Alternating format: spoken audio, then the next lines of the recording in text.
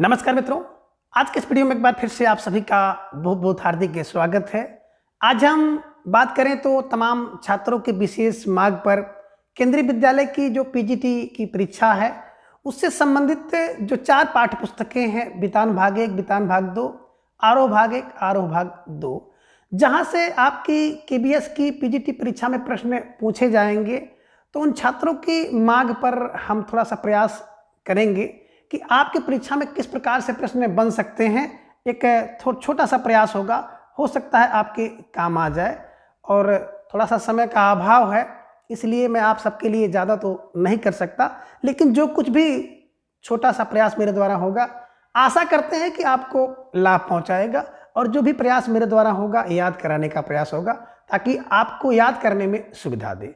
तो चले ज़्यादा समय ना गंवाते हुए हम लोग अपने विषय वस्तु पर आते हैं कि प्रश्न किस प्रकार से बनेंगे और कौन से प्रश्न आपको परीक्षा में देखने को मिल सकते हैं। देखिए मित्रों, बात करें आरोह की, तो सबसे पहला तो प्रश्न आपका यही बन सकता है कि आरोह की व्युत्पत्ति कैसे हुई है या आरोह का क्या अर्थ है। देखिए मित्रों, आरोह की बात हम लोग करें तो आरोह शब्द की जो व्युत्पत्ति हुई है ये आरोहण से हुई है। और इस आरोहण का मतलब होता है, मतलब ऊपर चढ़ने की जो क्रिया होती है उसे आप आरोहण कहते हैं। तो दिमाग में रख लीजिएगा कि आरोह शब्द की व्युत्पत्ति आरोहण से हुई है। और आरोहण क्या है? आरोहण ऊपर चढ़ने की एक क्रिया होती है जिसे आरोहण कहलाते हैं। तो दिमाग में रख लीजिएगा कि आरोह आरोहण से, और आरोहण क्या है? ऊपर चढ़ने की क्रिया है। तो अब आरोह भाग 2 में जो सम्मिलित पाठ हैं उन पाठ को हम लोग देखेंगे, क्योंकि एक प्रश्न तो आपका इसी से बनना है कि कौन से पाठ के कौन से लेखक हैं। ये निश्चित रूप से आपको आना चाहिए। तो पाठ और पाठ के लेखक और उसके साथ ही जितनी भी पाठ से संबंधित पंक्तियां हैं वो पंक्तियां भी मोटा माटा आपके दिमाग में बननी चाहिए, क्योंकि 1-2 पंक्ति दे देगा और पूछ लेगा इसके रचयिता कौन है या इसके लेखक कौन है, ये किस पाठ शीर्षक से लिया गया है ना। तो ढेर सारे प्रश्न तो बन सकते हैं, लेकिन मोटा मोटा हम लोग देखेंगे। तो सबसे पहले हम लोग विषय सूची देखेंगे। विषय सूची की बात करें तो कुल 18 पाठ हैं, जिनमें 10 आप देखेंगे काव्य खंड है और 8 आप देखेंगे गद्य खंड हैं। ठीक है, चलिए बात करते हैं काव्य खंड में। तो पहला पाठ आपको देखने को मिलता है हरबंस राय बच्चन जी के, जिनमें आत्म परिचय और एक गीत है। कैसे दिमाग में रखेंगे? तो देखिए बच्चे, क्लू बनाइएगा कि बच्चे क्या करते हैं, आत्म परिचय एक गीत के माध्यम से देते हैं। जो भी बच्चे होंगे वो अपना परिचय कैसे देते हैं? एक गीत गा देते हैं और उनका परिचय हो जाता है। और आपने देखा होगा कि लवकुश से जो बच्चे थे राम जी के, और अपना परिचय गीत के माध्यम से दिए हैं ना, एक कथा सुनाते राम कथम है, एक कथा सुनाते राम सकल गुणधाम की। तो बस इसी क्लू को आप वहाँ पे जोड़ दीजिएगा कि बच्चे हैं, बच्चे फार हरबंस राय बच्चन, तो भैया आत्म परिचय देंगे। और कैसे देंगे? एक गीत के माध्यम से देंगे। ध्यान में रख लीजिएगा, आसानी से याद होगा। दूसरा काव्य खंड आप देख पा रहे हैं आलोक धनवा जी का, और शीर्षक है पतंग। पतंग शीर्षक। देखिए भाई, पतंग आप उड़ाएंगे तो आलोक हो जाएगी, इस लोक से उस लोक में जाएगी। लोक में आलोक में जाई कौन? बोले पतंग उड़ाई गई। तो धन्य है पतंग, क्या? क्योंकि आलोक में चली गई। तो आलोक धनवा पतंग, पतंग दिमाग में रख लीजिएगा, पतंग उस लोक में चली गई। ठीक, आगे हैं कुंवर नारायण जी, और कुंवर नारायण जी की 2 शीर्षक से कविता इन्होंने लिखी है, कविता के बहाने और सीधी बात थी पर। तो दिमाग में रखिएगा, देख कुंवर कासे कुंवर, कासे कुंवर, कुंवर क्या करते हैं? कुंवर कविता के बहाने सीधी बात करते हैं। बस दिमाग में रखिएगा, कुंवर कुंवर क्या करते हैं? बोले कविता के बहाने बात करेंगे। कासे कुंवर, कासे कविता, कासे कुंवर कविता। तो कुंवर कविता के बहाने बात करेंगे। और कैसी बात करेंगे? बात सीधी सीधी बात करेंगे। सीधी बात थी पर टेढ़ी हो गई, है ना। और वैसे भी देखते हैं कि भाई राजकुमार जो राजा का कुंवर होता है ना, वो कोई भी बात करेगी भैया कविता के बहाने करेंगे। और दूसरी थी सीधी बात थी, लेकिन सीधी बात वो नहीं करेंगे, क्योंकि राज के कुंवर है, राजा के लड़के हैं ना। तो ये दिमाग में रख लीजिएगा। आगे है रघुवीर सहाय। रघुवीर सहाय की बात करें तो कैमरे में बंद अपाहिज, है ना। अब देखिए, कोई कैमरा में बंद हो जाए अपाहिज, तो उसकी सहायता कौन करे? रघुवीर करे। रघुवीर सहाय, सहायता कौन करे? रघुवीर करे। और करना भी चाहिए। तो मोटी मोटी क्लू आप बनाइएगा कि रघुवीर सहाय करेंगे कौन? अगर कोई कैमरा में बंद हो या कैमरे में बंद हो, कहीं बंद हो और अपाहिज व्यक्ति हो, तो उसकी सहायता तो रघुवीर सहाय को करनी चाहिए। ठीक है, दिमाग में रखिएगा, और इस तरह से दिमाग में आसानी से बैठ जाएगा। आगे हैं गजानन माधव मुक्तिबोध, और इनके द्वारा जो लिखा गई शीर्षक कविता है वो है सहर्ष स्वीकारा। अब देखिए भाई, मुक्ति का बोध, अगर मुक्ति का बोध किसी को मिल जाए तो हर व्यक्ति क्या करेगा? सहर्ष, खुशी से स्वीकार कर लेगा। तो मुक्ति का बोध सहर्ष स्वीकारा, सहर्ष स्वीकारा, सहर्ष स्वीकार लेता है, हर व्यक्ति स्वीकारेगा। ठीक है, और छठी कविता आप देख पा रहे हैं शमशेर बहादुर सिंह की। तो शमशेर बहादुर सिंह क्या है? ऊषा। ऊषा तो दिमाग में रखिएगा भैया, जो बहादुर होगा, शेर होगा, है ना, वो क्या करेगा? ऊषा में उठेगा। ऊषा ऊषा ऊषा माने प्रातः, प्रातः कर उठेगा।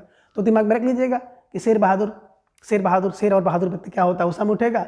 और जो कायर लोग होंगे वो सोए रहेंगे। तो इसे दिमाग में रख लीजिएगा, आसानी से याद हो जाएगा। आगे है सूर्यकांत त्रिपाठी निराला जी द्वारा लिखी गई शीर्षक कविता है बादल राग। अब देखिए निराला है, क्या निराला है? बोले बादल का राग निराला है, निराला है, बादल राग निराला है। ठीक है, दिमाग में रखिएगा। और तुलसीदास की बात करें तो तुलसीदास जी द्वारा कवितावली शीर्षक जो कि उत्तरकांड, रामचरितमानस के उत्तरकांड से लिया गया है। और दूसरा है लक्ष्मण मूर्छा और राम बिलाप, दोनों दिमाग में रखिए। तो भैया तुलसी, तुलसी का क्या? बोले तुलसी की कवितावली और लक्ष्मण मूर्छा, दिमाग में रख लीजिएगा कि लक्ष्मण मूर्छा और राम का बिलाप शीर्षक। ठीक है ना, दिमाग में रखिएगा। आगे है फिराक गोरखपुरी। तो फिराक गोरखपुरी जी की बात करें तो इनके द्वारा रुबाइयाँ और गजल, है ना। तो फिराक की क्या है? रुबाइयाँ और गजल, गजल रुबाइयाँ, गजल रुबाइयाँ, दिमाग में रखिएगा कौन सी गजलें और कौन सी रुबाइयाँ हैं गोरखपुरी की। उसमें से एक आध दो पंक्ति दे देगा और पूछ लेगा कि इसके रचयिता कौन है और किस पाठ शीर्षक से लिया गया है। तो यहाँ से प्रश्न बन सकते हैं। ठीक है, आगे हैं उमाशंकर जोशी और छोटा मेरा खेत और बगुलों के पंख। तो दिमाग में रख लीजिएगा क्या? बोले जोशी, है ना। छोटा खेत, छोटा मेरा, मेरा खेत छोटा, तो कौन? तो भैया जोश आ जाएगा। किसी का खेत छोटा हो जाए तो उसे जोश आ जाएगा। और बकुलों के पंख देख करके कि बकुले जो हैं सफ़ेद सफ़ेद बकुले के पंख होते हैं, संध्या के समय उड़ते हैं, तो उनको देख करके भी एक अलग सा जोश आ जाता है। ऐसे दिमाग में रख लीजिएगा। आशा है कि आपको याद करने में बहुत सुविधा मिलेगी। ठीक है ना। चलिए अब आगे गद्य खंड में देख पा रहे हैं महादेव वर्मा जी का भक्तिन। तो भक्तिन, भक्त और भक्तिन, भक्त और भक्तिन, है ना। तो भक्तिन भक्तिन भक्तिन, है ना, भक्त भक्तिन होता है। और देवी और देवता, तो देवी की भक्तिन, देवी की भक्तिन, देवी की भक्तिन भैया देवी फार महादेव वर्मा, भक्तिन फार भक्तिन, है ना। इनके द्वारा लिखा गया शीर्षक पाठ है। जयनंद कुमार का, बोले भैया जयनंद कुमार बाजार दर्शन। तो कुमार क्या करते हैं? जितने भी कुमार होते हैं बाजार का दर्शन करते हैं। तो जयनंद कुमार बाजार दर्शन, कुमार बाजार दर्शन, कुमार बाजार दर्शन। ठीक है, आगे है धर्मवीर भारती। तो धर्मवीर भारती द्वारा लिखा गया है काले मेघा पानी दे, काले मेघा पानी दे, मेघा पानी दे, मेघा पानी दे। बोले धर्म का वीर जो क्या करता है वो काले मेघ से क्या कहता है कि पानी दे, पानी दे। ठीक है ना। अगला है फणीश्वर नाथ रेणु की बात करें, पहलवान की ढोलक, पहलवान की ढोलक, है ना। कैसे? बोले फणीश्वर रेणु, रेणु ढोलक, ढोलक ढोलक, रेणु रेणु रेणु, रेणु ने क्या किया? पहलवान की ढोलक चुरा लिया। ऐसे दिमाग में रख लीजिएगा, रेणु ने क्या किया? पहलवान की ढोलक चुरा लिया। ठीक, चलिए आगे आप देख पा रहे हैं विष्णु खरे। विष्णु खरे द्वारा लिखा गया है चार्ली चैपलिन यानी हम, चार्ली चैपलिन हम, है ना। तो भैया देखो खरे खरे कौन? बोले चार्ली चैपलिन, चार्ली चैपलिन खरे हैं, खरे हैं, खरे। खरी खरी बात कौन करता है? बोले चार्ली और चैपलिन लोग जो करते हैं खरी बात करते हैं, यानी हम भी खरी बात करते हैं। दिमाग में रख लीजिएगा। रजिया सज्जाद जहीर की बात करें तो नमक, है ना। अब देखिए नमक जाहिर हो जाता है, कम है कि ज़्यादा है? जाहिर हो जाता है, जाहिर फार रजिया सज्जाद जहीर, जहीर जहीर, तो नमक जाहिर हो जाएगा। इसे दिमाग में रख लीजिएगा। और आगे करते हैं जो देख पा रहे हैं आप हजारी प्रसाद द्विवेदी जी का, और शीर्षक है शिरीष के फूल। तो शिरीष के फूल, बोले शिरीष के फूल सर हजार हैं, हजार फूल, एक दो नहीं, हजार फूल, हजार पर हजारी प्रसाद द्विवेदी और शिरीष के फूल, है ना। इनके द्वारा लिखा गया शीर्षक गद्य है। आगे हैं बाबा साहब भीमराव अम्बेडकर। तो बाबा साहब भीमराव अम्बेडकर जी की बात करें तो श्रम विभाजन और जाति प्रथा मेरी कल्पना का आदर्श समाज। देखिए बाबा क्या है? बोले बाबा श्रम विभाजन जाति प्रथा मेरी कल्पना के आदर्श कौन है? बोले बाबा। तो दिमाग में रख लीजिएगा, है ना। हर व्यक्ति देखिए अपनी कल्पना में क्या करता है? बाबा साहब को आदर्श मानता है। और श्रम विभाजन और जाति प्रथा के बारे में कौन? बाबा साहब अम्बेडकर जी ने कहा। तो इस प्रकार से मोटे मोटे क्लू की सहायता से आप इन सभी जो 18 शीर्षक पाठ हैं उनके लेखक हैं, इन्हें याद कर लीजिएगा। और एक एक करके हम लोग इसको अब आगे देखेंगे। अब आगे देखिए जो पहला शीर्षक पाठ है हरबंस राय बच्चन जी का आत्म परिचय, एक गीत है ना। तो हरबंस राय बच्चन जी से संबंधित छोटी छोटी बातें हैं जिन्हें दिमाग में आपने रखा भी होगा और नहीं रखा थोड़ा सा रख लीजिएगा कि 1907 में इनका जन्म हुआ, इलाहाबाद में हुआ। रचनाएं मधुशाला, है ना।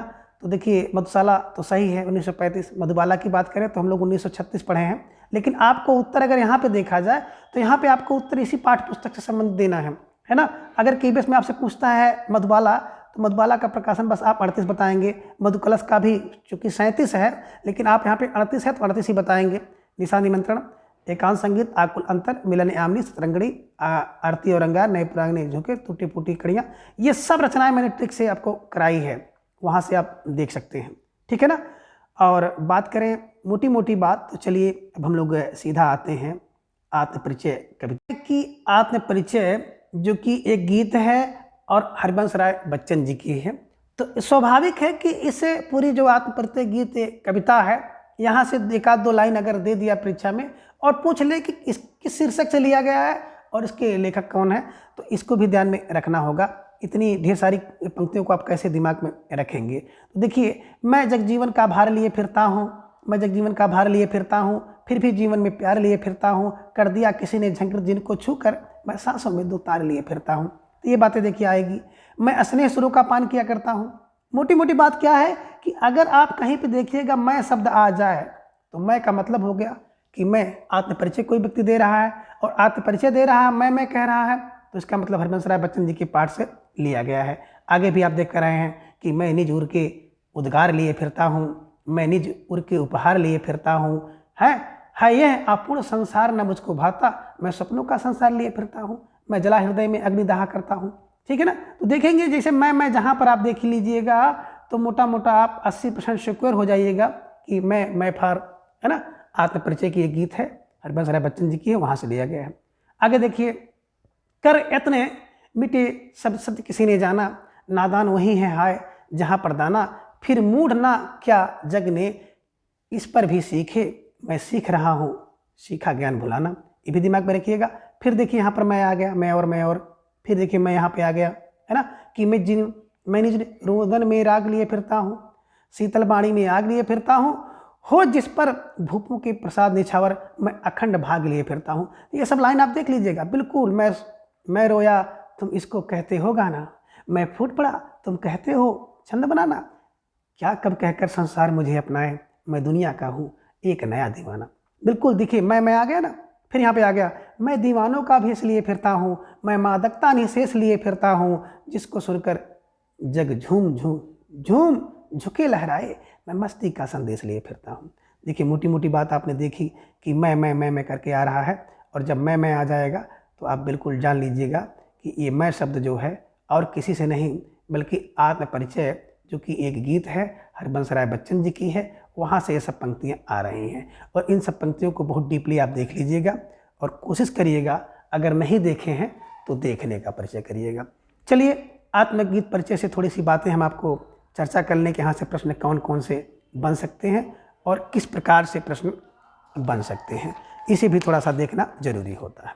चलिए, अब देखिए यहाँ पे कह रहे हैं मैं जगजीवन का भार लिए फिरता हूँ। ठीक है, तो जगजीवन का भार लिए फिरता हूँ, इसमें क्या है, कवि ने अपना परिचय जो दिया है एक मुग्ध पागल प्रेमी के रूप में दिया है, जो सभी से अपनी बातें करता है तो प्यार से करता है। बस दिमाग में रखिएगा। इसमें किसकी बात कही गई है, तो प्रस्तुत जो आप पद्यखंड देख रहे हैं हम, तो प्रस्तुत पद्यखंड, आप कविता भी कह सकते हैं कि प्रस्तुत कविता में लेखक ने क्या किया है कि अपना परिचय दिया है, एक मुग्ध पागल प्रेमी के रूप में दिया है, जो सभी से अपनी बातें बड़ी प्यार से करता है। ठीक है, अब देखिए, चूंकि एक आत्मकथ्य है और इसके लेखक कौन, बच्चन जी हैं, तो कवि क्या करता है, एकमात्र जो गुण या लक्ष्य है, सभी में प्रेम बांधना चाह रहा है, प्रेम से बातें करना चाह रहा है, प्रेम का संदेश दे रहा है, और सीधी सीधी बात है। बिल्कुल लक्षणा शब्द का प्रयोग इन्होंने किया, सीधी सीधी बात है, बिल्कुल जो भी अर्थ है सीधा सीधा आपको दिख रहा है ना। जग जीवन जो जग की गाते में अनुप्रास अलंकार आप देख पा रहे हैं, जग जीवन, है ना, जग जीवन जो जग के गाते, बिल्कुल अनुप्रास अलंकार है, यहाँ पे आप देख रहे हैं। ठीक है ना। और रूपक अलंकार, असने सुरा का पान लिए फिरता हूँ, असने, यहाँ पे देखिए, असने सुरा का पान लिया फिरता हूँ, रूपक अलंकार यहाँ पर है, ये भी देखिएगा। तुकबंदी जबरदस्त हुई है, फिरता हूँ, ये भी दिमाग में रखिएगा, करता हूँ, तुकबंदी जबरदस्त तुकबंदी है, ये भी ध्यान में रखिएगा। साधारण शब्दों द्वारा कवि ने अपना बड़ा अनूठा परिचय दिया है, इसे दिमाग में रखिएगा। और मैं जग जीवन का भार लिए फिरता हूँ, पंक्ति का भाव है, क्या है कि संसार में दूसरों की खुशी ना दे पाने के कारण मैं बोझ लिए फिरता हूँ। ठीक है ना। कवि ने कहा है, क्या कहा है कि मैं यमन का उन्माद लिए फिरता हूँ, उन्मादों में अवसाद लिए फिरता हूँ, है ना। तो ढेर सारी बातें हैं। एक जगह देखेंगे कवि कह रहा है कि मैं क्या कर रहा हूँ, मैं जगजीवन का भार लिए फिर रहा हूँ। तो जगजीवन का भार लिए फिरना का आशा क्या हो गया कि संसार में दूसरे के दुखों, है ना, दुखों को दूर नहीं कर पा रहा है, इन्हीं के दूसरों को सुख नहीं दे पा रहा है, तो यही उसके लिए बोझ है, यही उसके लिए भार है। तो वही कह रहा है कभी कि मैं जग जीवन का भार लिए फिरता हूँ। ठीक है। और कभी देखिए थोड़ा सा और आगे जब जाएंगे तो वहाँ पे एक बातें आपको और मिल सकती है कि क्या मिलेगा, देख पा रहे हैं मोटी मोटी बातें कि कभी न जग का ध्यान किया करता हूँ, है ना। कभी न जग का ध्यान किया करता हूँ, किस मामले में, इसका भी एक अर्थ आपको मिल जाएगा। इसका अर्थ मोटा मोटा ही मिल सकता है कि क्या मिलेगा कि भाव यह है कि कभी दूसरों की हंसी व आनंद प्रदान करने के लिए संसार की परवाह नहीं करता है। जो कुछ भी उसको करना वो कर रहा है, चाहे कोई हंसे चाहे कोई रोए, उसे कोई परवाह नहीं है। तो मोटी मोटी बातें आपके दिमाग में रखनी है कि आत्म परिचय कविता किसकी है। जहाँ पे देखिएगा मैं शब्द, आत्म परिचय बना लीजिएगा, किसका है, बच्चन जी का है। क्या बातें की हैं, बच्चन जी ने एक पागल प्रेमी के रूप में अपनी बातें, प्यार से अपनी बातें सबसे कह रहे हैं। ठीक है ना। तो ये सब चीज़ें दिमाग में रख लीजिएगा। ठीक है। आगे है, फिर कह रहा है कभी कि असनेसुरा में आपने बताया कि रूपक अलंकार है ना। अनुप्रास अलंकार की छटा आपको जगहों जगहों पर देखने को मिलती है। ठीक है ना।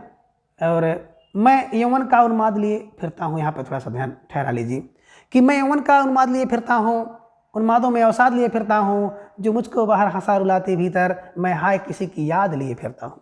बड़ी अच्छी पंक्तियाँ हैं, दिमाग में रखने की योग्य पंक्तियाँ हैं। उपयुक्त पंक्ति में कवि ने क्या कहा है कि यौवन काल की मस्ती एवं विरह का वर्णन किया गया है। तो कवि ने अपनी उन्मत्त जिज्ञासाओं एवं जग की मूर्खता को दर्शाया है। क्या दर्शाया है कि भाव है कि सभी व्यक्ति दुख सुख में एक समान रहना चाहिए, है ना। कोई व्यक्ति, है ना, दुख हो या सुख हो, एक समान रहना चाहिए और संतोष एवं आनंद युक्त जीवन बिताना चाहिए, इसका संदेश दिया है। बात करते हैं इसमें, तो आपने देखा है कि थोड़ा सा आगे जब आप चलेंगे तो आपको कला पक्ष में पूर्वदीप्त है, इसमें पूर्वदीप्त शैली का प्रयोग किया गया है, फ्लैशबैक जिसे आप कहते हो। प्रश्नात्मक शैली है, विरोधात्मक पद्धति का प्रयोग किया है और अनुप्रास तो आपको जगह जगह पर दिखाई दे रहे हैं। ठीक है। चलिए आगे देखिए, यहाँ पे आगे एक लाइन, कर यत्न मिटे सब सत्य, कर यत्न मिटे सब सत्य किसी ने जाना, नादान वही है हाय जहाँ पर दाना। बड़ी सुंदर पंक्ति है कि नादान वही है हाय जहाँ पर दाना। ये पंक्ति आपसे पूछी जा सकती है कि इसका क्या भाव है, कवि का कहने का क्या आशय है। तो इस पंक्ति का भाव है, कवि का भाव है कि जहाँ पर दाना यानी कि समझदार व्यक्ति हैं, दाना यानी कि समझदार व्यक्ति हैं, वहीं पर नादान यानी कि मूर्ख व्यक्ति भी हैं। अर्थात इस संसार में दोनों रहते हैं, समझदार भी हैं और मूर्ख भी हैं। कौन? कवि कह रहे हैं। कौन कवि? हरबंस राय बच्चन जी कह रहे हैं। तो इसे भी दिमाग में रखने का आप प्रयास करिएगा। उम्मीद करते हैं कि अगर यहाँ से प्रश्न आपका बना तो कोई गलती नहीं होनी चाहिए। ठीक है। चलिए आगे चलते हैं कि मैं रोया, है ना। देखिए यहाँ पे थोड़ा सा तेजी के साथ हम लोग चलेंगे जहाँ से प्रश्न आया। मैं रोया तुम इसको कहते हो गाना, मैं फूट पड़ा तुम कहते हो छंद बनाना, क्यों कभी रहकर संसार मुझे अपनाए, मैं दुनिया का हूँ एक नया दीवाना। तो ये बात देखिए प्रस्तुत पंक्ति में भी हरबंस राय बच्चन जी की है, आत्मकथ से ही है। उन्होंने क्या बात कही है इसमें, अंतिम पंक्तियों में कवि ने अपने आप को कवि ना मान करके एक मुग्ध प्रेमी के रूप में, है ना, मौज मस्ती फैलाने का संदेश वाहक माना है। इसे दिमाग में रखिएगा। ठीक है ना। और कवि यह भी कहता है कि जो पृथ्वी है, तो इस पृथ्वी पर पागल मुग्ध प्रेमी के रूप में धारण किया है और हर समय, है ना, प्रेम के नशे में चूर है। अर्थात कवि के पास एक अनमोल काव्य रूपी प्रेम रूपी नशे का खजाना है और इस खजाने को पूरे संसार में बांटना चाह रहा है, संसार में फैलाना चाह रहा है ना। तो मोटी मोटी बातें इसे भी आपको दिमाग में रखनी पड़ेगी। तो देखिए यहाँ पे क्या बात आई कि अपने आप को एक कबीर के रूप में ना मान करके दुनिया का क्या माना है, एक मुग्ध प्रेमी माना है। साधारण बोलचाल की भाषा आप इस पर देख पा रहे हैं। अनुप्रास अलंकार देखिए एकदम जगह जगह पर है जड़ा हुआ है। और बात करते हैं तो बंदी आपको देखने को मिलती ही है, विरोधाभास पद्धति भी इसमें है ना। तो इसको ध्यान में रखिएगा। और प्रश्नात्मक शैली है, तो इसे आप देख लीजिएगा ये इस प्रकार से। तो अगर बन गया प्रश्न तो आपका प्रश्न गलत नहीं होना चाहिए। और मित्रों थोड़ा सा समय का अभाव है तो हम भी थोड़ा सा जल्दी में काम करेंगे। ठीक है। चलिए दूसरा इसका पार्ट है कि दिन जल्दी ढलता है, दिन जल्दी ढलता है। अब देखिए इस कविता को देखेंगे तो आपको क्या मिलेगा, हो जाए न पथ में रात कहीं, है ना, हो जाए न पथ में राह कहीं, मंजिल भी है तो दूर नहीं, यह सोच थका दिन पंथी जल्दी जल्दी चलता है, दिन जल्दी ढलता है। अगर ये पंक्ति पूछ ली जाए तो आप फटाक से इसको लगाइएगा। बच्चे प्रत्याशा में होंगे, नीडों से झांक रहे होंगे, यह ध्यान परों पर चिड़ियों के भरता कितनी चंचलता है, दिन जल्दी जल्दी ढलता है, दिन जल्दी जल्दी ढलता है ना। आगे है, मुझसे मिलने को कौन विकल, मैं हो जाऊं किसके ही चंचल, यह प्रश्न से तिल करता पद को, भरता उर्मे विह्वलता है, दिन जल्दी जल्दी ढलता है। तो ध्यान में रखिएगा, किसकी, हरबंस राय बच्चन जी की है, और शीर्षक क्या है, दिन जल्दी जल्दी ढलता है। यहाँ से भी 2-4 प्रश्न बनने की संभावना बनती है। अब क्या है कि प्रस्तुत जो आप पद्यांश देख रहे हैं, पद्यांश हिंदी में आपका संकलित है आरोह भाग 2 में, है ना। और कहाँ से है, ये निशा निमंत्रण से लिया गया है, निशा निमंत्रण शीर्षक से है ये कविता, दिन जल्दी जल्दी ढलता है। इसी भी दिमाग में रखिए, बच्चन जैसे कवि हैं, और इस पद्यांश में कवि कहता है कि दिन का समय शीघ्रता से चलता है और रात का बुलावा आ जाता है। तो कब निशा निमंत्रण के द्वारा मानव को अपने लक्ष्य की तरफ बढ़ने का संदेश देता है कि दिन क्या हो जाए, कि दिन ढलने से पहले, यानी कि दिन ढल ना पावे और रात हो ना पाए, इसके पहले अपने काम को आप समाप्त कर लीजिए। यानी कि जो आपका रिवीजन है, आपकी जो पढ़ाई है, परीक्षा के पहले ही आप उसको तैयार कर लीजिए, कंप्लीट कर लीजिए। मुख्य संदेश यही है ना, कि दिन ढलने के पहले, यानी कि लक्ष्य के पहले अपना काम समेट लीजिए, अपना काम पूरा कर लीजिए। यही कवि ने कहा है, और बड़ी सुंदर सुंदर पंक्तियाँ इन्होंने कही जाए, ठीक है ना। अब टाइम तो इतना नहीं है कि इसका आपको पूरे पंक्तियों का अर्थ आपको बताएं, भाव बताएं, लेकिन मोटा मोटा ही जान लीजिएगा। कब कहता है कि एक दिन समय बहुत शीघ्रता से चलता है और रात क्या है, रात होने लगती है, और अपने घर से जो गया हुआ व्यक्ति है वो दिन में भी शीघ्रता से अपनी मंजिल पर पहुंचना चाहता है। वह यात्री यह सोच करके कहीं रास्ते में रात ना हो जाए, जबकि वह अपनी मंजिल से थोड़ी ही दूर पर है, इसलिए वह सारा दिन थका हुआ होने के बावजूद भी जल्दी जल्दी अपने कदम रखते हुए आगे बढ़ता है। अर्थात हर व्यक्ति यह चाहता है कि वह कठिनाइयों व माया के चक्कर में पड़ने से पहले अपने जीवन के लक्ष्य को प्राप्त कर ले। यही बातें इसमें कही गई हैं। साधारण सी बात है, अनुप्रास अलंकार आप देख पा रहे हैं, और सुंदर वर्णन इसमें किया गया है। अब आप देख रहे हैं, बच्चे प्रत्याशा में होंगे, नीडों से झांक रहे होंगे, यह धान पर ऊपर चिड़िया को कितना भरता है, जल्दी जल्दी चलता है। कभी कह रहे हैं, वही कवि हरबंस राय बच्चन जी, कौन, दिन जल्दी जल्दी ढलता है शीर्षक से लिया गया है। कभी कहता है कि रात होने से पहले जिस प्रकार चिड़िया के बच्चे चिड़िया के आने की आशा में बार बार अपने घोंसले से बाहर आँख कर झाँक करके अपनी माँ का इंतजार करते हैं, और चिड़िया भी अपने छोटे छोटे चंचल पर पंखों से शीघ्रता से, अति शीघ्रता से घोंसला में पहुंचना चाहती है, उसी प्रकार घर से गए हुए यात्री भी बच्चे, है ना, बार बार अपने घर से बाहर के रास्ते पर उसके आने की उम्मीद लगाए हुए रहते हैं, और यात्री भी जल्दी जल्दी अपनी मंजिल तक पहुंचने का प्रयास करता है, क्योंकि उसको पता है कि रात के अंधकार में उसे जाने में कठिनाई होगी। तो इसका भी ध्यान रखिएगा। आगे है, मुझसे मिलने को कौन विकल, मैं हो जाऊं किसके ही चंचल, यह प्रश्न से तिल करता पद को, भरता उर्मे विह्वलता है, दिन जल्दी जल्दी ढलता है। अंतिम है, पूर्ववत मुख्य बात वही है, कौन, हरबंस राय बच्चन जी लेखक हैं। कहाँ से लिया गया, दिन जल्दी जल्दी ढलता है, तो इसमें दिमाग में रखिएगा। कभी क्या कह रहे हैं, तो इसका भाव देखिए। कह रहे हैं कि कब कहते हैं कि रात के माध्यम से, कब कहता है कि ऐसा कौन है जो रात में होने का इंतजार करता है कि रात हो जाए, है ना, उससे मिलने के लिए बेचैन रहता है। और रात कहती है कि बात करते हैं, और रात कहती है कि कौन ऐसा पक्ष है जिसमें चंचल नटखट, है ना, रूप धारण करके उसके संपर्क में आते हैं। आखिर प्रश्न को कौन जानता है, कौन ऐसा व्यक्ति है जो अपने लक्ष्य को प्राप्त नहीं करना चाहता है। इस प्रकार के ढेर सारे प्रश्न जो है कभी व्याकुलता में करते हैं, इसे भी दिमाग में रख लीजिएगा। तो हो सकता है यहाँ से कोई पंक्ति आपसे पूछ ले और जल्दी जल्दी पुनरुक्ति है, आप देख पा रहे हैं, तो ध्यान में रख लीजिएगा।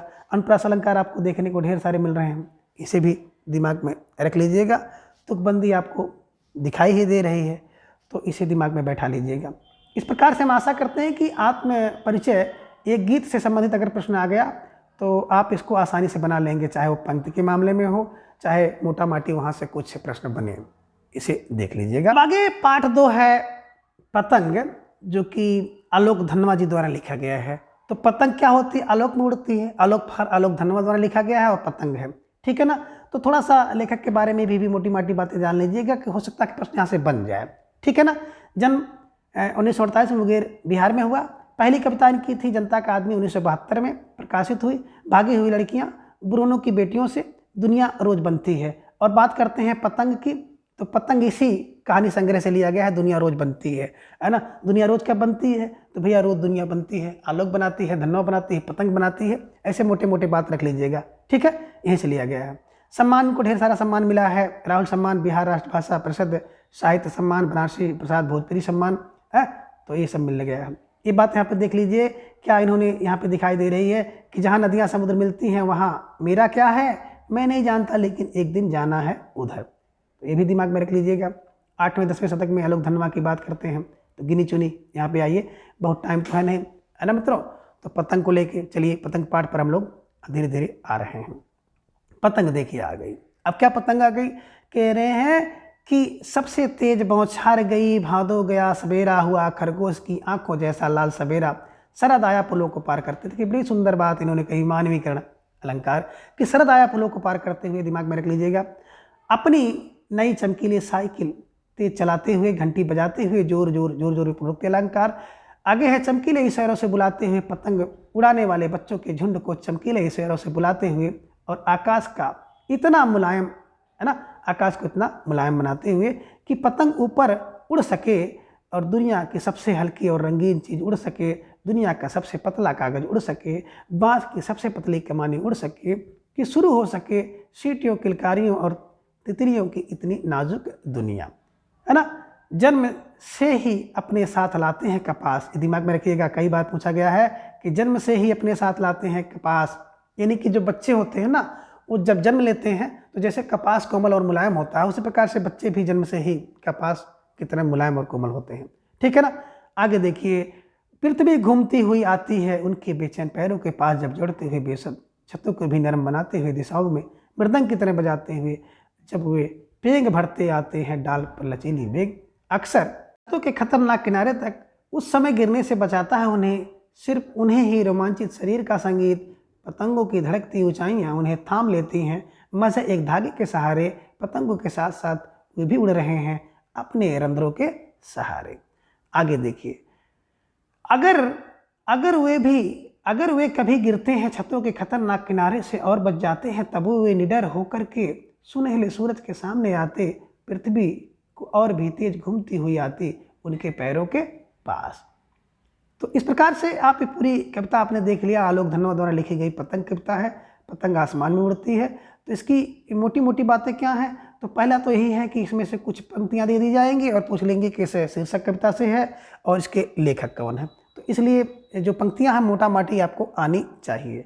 दूसरा क्या है कि जो पंक्तियां, उन पंक्तियों में जैसे पूछ लिया कि इसमें ढेर सारे आपको दिखाई दे रहे हैं, प्रास अलंकार है ना, मानवीकरण अलंकार है, घंटे जोर जोर से आप देखेंगे, पुनरुक्ति अलंकार है, पुलों को पार करते हुए शरद आया, मानवीकरण अलंकार है, चमकीले पतंग के झुंड, है ना। तो ये सब चीज़ें आपको दिमाग में रखने योग्य बातें हैं, और इसमें शरद ऋतु का बड़ा सुंदर वर्णन किया गया है, इसे भी दिमाग में रखना होगा, ठीक है।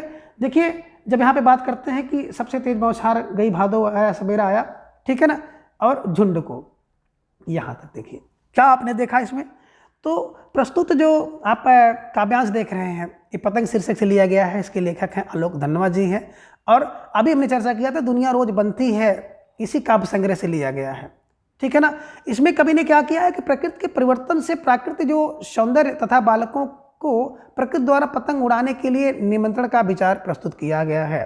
और प्रस्तुत कविता में कवि ने वर्षा ऋतु के समाप्त होने के बाद जब शरद ऋतु का आगमन होता है, तो शरद ऋतु के आगमन के सौंदर्य का वर्णन इसमें किया है आलोक जी ने, कि वर्षा ऋतु में जो बादल तेज बरस रहे थे अब समाप्त हो चुके हैं, भादों का महीना है ना, वह भी पूर्ण हो गया है, अर्थात जो अंधकार है खत्म हो गया है, उजालों से भरा हुआ नया सवेरा आ गया है, जिस पर खरगोश की आंखें चमकती हैं, उसी प्रकार से शरद ऋतु, तो देखिए है ना, आंखों सवेरा, ठीक है ना, खरगोश की आंखों से जैसा जैसा आ गया, तो वहाँ पे आपका हो गया उपमा अलंकार, तो इसे भी दिमाग में रखिएगा, है ना।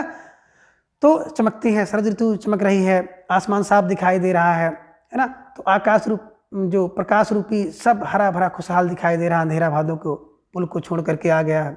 मानवीकरण अलंकार है कि शरद ऋतु क्या करती है, मानवीकरण किया गया है कवि के द्वारा, पुल को पार करते हुए आ रहा है। तो ये सब चीज़ें आपको दिमाग में रखनी चाहिए, ठीक है, प्रश्न यहाँ से बन सकते हैं। आगे देखिए, कह रहे हैं कि चमकीले इशारों से बुलाते हुए पतंग वाले बच्चों के झुंड, तो यहाँ भी दिमाग में रखिएगा कि वही आलोक धनवा जी हैं, पतंग पाठ से लिया गया है और पतंग का वर्णन इन्होंने किया है, तो ये दिमाग में रख लीजिएगा। तुकबंदी वगैरह सब आपको दिखाई दे ही रही है, ठीक है ना। तो ये सब चीज़ें आप दिमाग में रख लीजिएगा। मोटी बातें जो थी उसको हमने अपने बता ही दिया है कि कपास को लाने वाली बात इन्होंने क्यों कही है। तो पैदा जन्म से ही लाते हैं कपास, तो इसका मतलब वही है कि जन्म से ही लाते हैं अपने साथ कपास, का मतलब यही है कि बच्चे जन्म से ही, जैसे कपास कोमल होता है वैसे बच्चे भी कोमल होते हैं। अनुप्रास अलंकार का ढेर सारा वर्णन आपको देखने को मिल रहा है, मानवीकरण मिल रहा है, रूपक अलंकार मिल रहा है, उपमा अलंकार मिल रहा है, तो इसको भी थोड़ा सा देख में रख लीजिएगा। जैसे आपने देखा ना, खरगोश जैसी आँखों, खरगोश जैसी आँखें की बात करते हैं तो बड़ी सुंदर बातें हैं, जैसी है तो उपमा अलंकार हो जाता है, ठीक है। जन्म से ही कपास लाते हैं, हमने बताया भी आपको, है ना। यहाँ पे बात आती है पतंग के साथ साथ वो भी उड़ रहे हैं। इसका अर्थ क्या है कि जब पतंग उड़ रही है तो बच्चे भी कल्पना में उड़ रहे हैं। तो ये सब चीज़ें दिमाग में थोड़ा सा रख लीजिएगा। उम्मीद करते हैं कि अगर यहाँ से भी प्रश्न बन गया तो लगभग आप कर ले जाएंगे। पार्ट 3 है कविता के बहाने, और बात सीधी थी पर कुंवर नारायण इसके लेखक हैं। तो कविता के बहाने काव्य कविता, काव्य कुंवर, और कुंवर क्या करते हैं, सीधी बात थी पर उसको थोड़ा सा टेढ़े करते हैं। ऐसे हम लोगों ने क्लू बनाकर इनको याद किया था। तो कुंवर नारायण से संबंधित कुछ मीठी मीठी बातें हैं, मोटी मोटी देख लीजिए। 19 सितंबर 1927 उत्तर प्रदेश में जन्म हुआ, चक्रव्यूह 1956 में, परिवेश हम तुम, अपने सामने कोई दूसरा नहीं, आत्मजयी। इन्हीं की रचनाओं की बात अगर हम लोग करें तो मोटा मोटा रचनाएं जो है हमने यूट्यूब पर बहुत पहले ही पढ़ा दिया है, ट्रिक के साथ पढ़ाया है, उसको वहाँ पे देख सकते हो। क्योंकि समय का अभाव है तो बहुत ज़्यादा हम लोग इनके पीछे नहीं पड़ेंगे। तो मोटा मोटी बात हम लोग आ रहे हैं कहाँ पर, कविता के बहाने, जो कविता शीर्षक कविता है उसको हम लोग देखेंगे कि कविता के बहाने, ठीक है ना। तो ये पंक्तियाँ पूछी जा सकती हैं कि किस पाठ से या किस शीर्षक से ली गई है, उसके जो लेखक कौन है। तो दिमाग में रखिएगा कि कविता एक उड़ान है चिड़िया के बहाने, कविता की उड़ान भला चिड़िया क्या जाने, बाहर भीतर इस घर उस घर, कविता है ना कि पंख लगा उड़ने के माने, चिड़िया क्या जाने। तो मोटी मोटी बात क्या है, किसकी है, कुंवर नारायण जी की है। कुंवर नारायण जी ने क्या किया, तो प्रस्तुत पद्यांश से जो मुख्य पाठ पुस्तक देख ही रहे हैं, आरोह से लिया गया है। आरोह का पाठ कौन है, कविता के बहाने। लेखक कौन है, कुंवर हैं, कासे कविता कासे कुंवर नारायण है। क्या बात कह रहे हैं, तो कुंवर नारायण जी इस कविता में कह रहे हैं कि कवि का जो मानना है कि आज के आधुनिक युग में कविता का कोई वजूद नहीं है, क्योंकि आज का युग यंत्रों का युग है। ऐसे में यह कविता की अपार संभावनाओं को टटोलने का अवसर ढूंढ रही है। वही मोटी मोटी बातें कुंवर जी कह रहे हैं कि कवि इन पंक्तियों के माध्यम से कहना चाह रहा है कि एक स्वच्छंद उड़ान जो है ना, कवि की इस उड़ान को चिड़िया क्या जानेगी, अर्थात चिड़िया के उड़ने की एक सीमा होती है, लेकिन कविता की कोई सीमा नहीं है। यह प्रत्येक जगह पर आज़ादी से विचरण कर सकती है।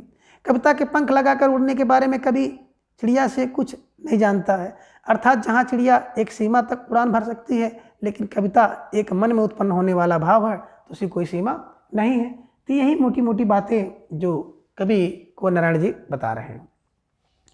आगे देखिए क्या है, कविता एक खिलना है फूलों के बहाने, कविता का खिलना भला फूल क्या जाने, बाहर भीतर इस घर उस घर, बिना मुरझाए मह कने के माने, फूल क्या जाने, है ना। कविता एक खेल है बच्चों के बहाने, भीतर बाहर यह घर वह घर, और सब घर एक कर देने के माने, बच्चे क्या बच्चे ही जाने।